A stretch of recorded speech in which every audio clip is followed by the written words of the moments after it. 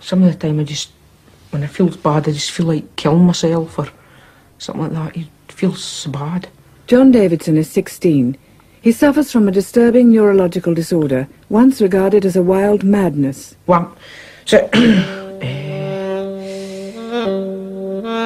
But when you know him better, you discover that John's not mad.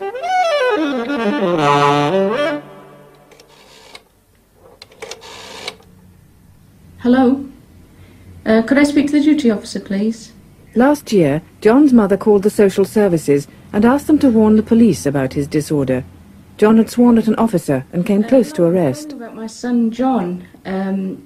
My son was approached in the street by a police officer who swore at him because my son had used foul language. My son has Tourette syndrome. Yes, he comes out with quite abusive words. He shouts them. The point is, Tourette's syndrome makes John swear when he doesn't want to. Control these words. The thoughts come into his head and he just says them. It has made his life, and the life of his family, almost impossible in the close-knit, well-ordered community of Galashiels where they live. No, he won't hurt anybody. Fuck up! It's very slippers. Tourette's syndrome is quite rare and is seldom as intense as John's, varying from small involuntary tics and obsessions to what the scientists call full-blown Tourette's, like this. Fuck up! I wonder what on earth you were doing, shouting at him like that. But if you didn't know about John, what would you think as he passed you in the street? Hey, fuck!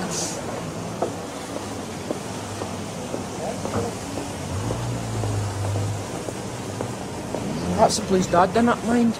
Houses and bookstores. That's right, yeah. Of course, we've got it all fitted out now. All pigs. Yeah, all pigs. So, Dolly, hang on.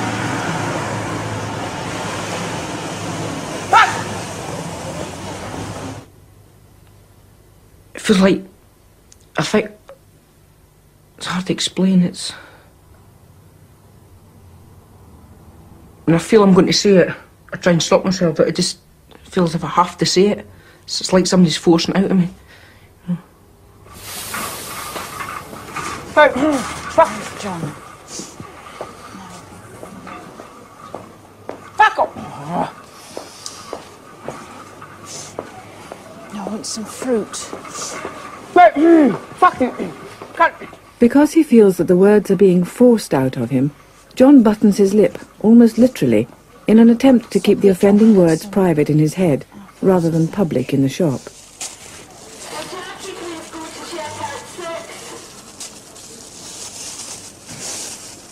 I'll get a big bag of potatoes. Cut! Fuck it! Get those Fuck weights, will you? It's not always swear words. Sometimes he barks and yelps. Fuck!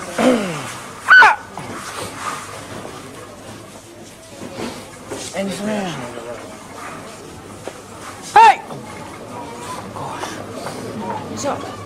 Perhaps because John is an adolescent, most of his involuntary outbursts are sexual, particularly if he sees a young woman. Football strip for William.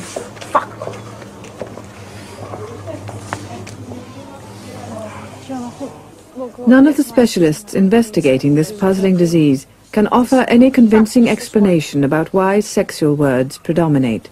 Words that shock local people. Look for one without the preservatives in, John. I'll get the right one. What kind of coffee do you want, Mum? Nescafe. I need dog food You need too. dog meat as well? Yeah, I'll get bonus. Yeah, I'll just get the one. It's for carrying it. I'll just take the one. They've moved the coffee. It must be on the other side. Then sometimes the outbursts seem more directed, more focused. Here he tries to stop himself calling his mother a slut. No, Tuesday, I think, if we've got it. Slut! Mum, you slut! Kitty cat. Catkin. We'll get catkins. That's only 26. That'll do. Any biscuits for me? No. I'll need a bowl for my bedroom, remember? Is it a big one or a normal one? Will an ordinary one fit? I don't know. Just get a normal one, it should fit. So 60 watt, that should be enough. Yeah.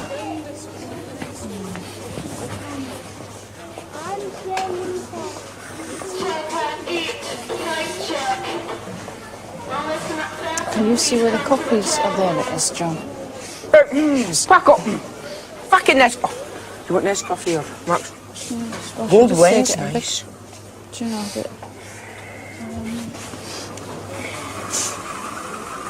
Hey, fuck up! So while these tics and head jerks are clearly involuntary and random, John's swear words sometimes seem connected in mysterious ways to the world around him. Fuck's sake. Thank you.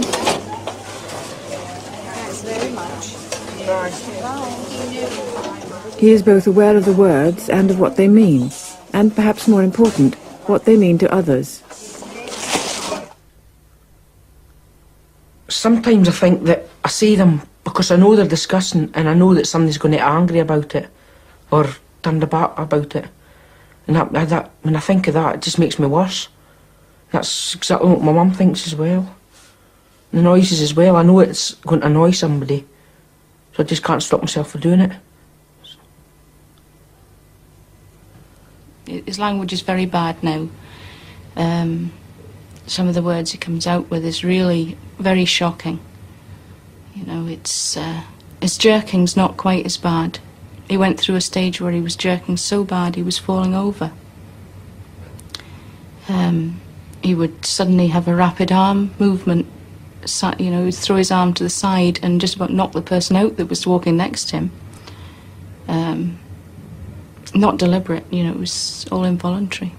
We didn't know that at the time, though. You know, we didn't know what was happening with John at all. In fact, we thought he was going mad. Of course John's not mad. But Galashiels is a town of only 13,000 people. They attend the same schools and churches and go to the same pubs.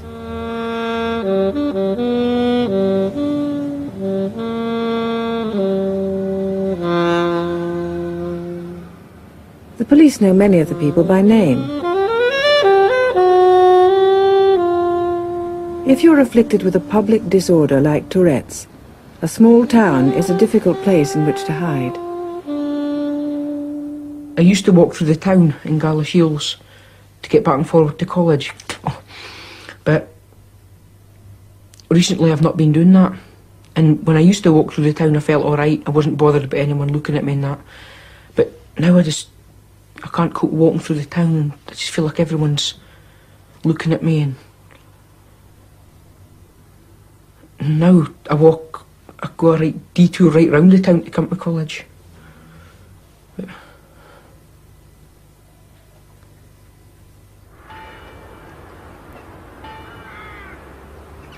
for John, there is a real need to hide and to be alone.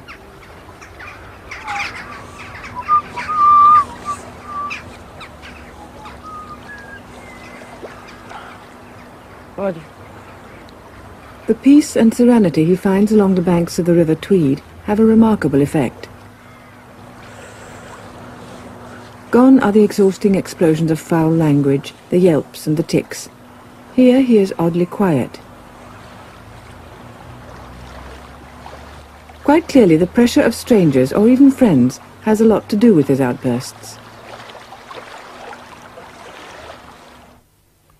I suppose the things I choose, it's like I'm trying to avoid other people. Like when I go fishing and I see a friend, somebody I know that's fishing, I'd rather be further down the river on my own fishing than be with someone else.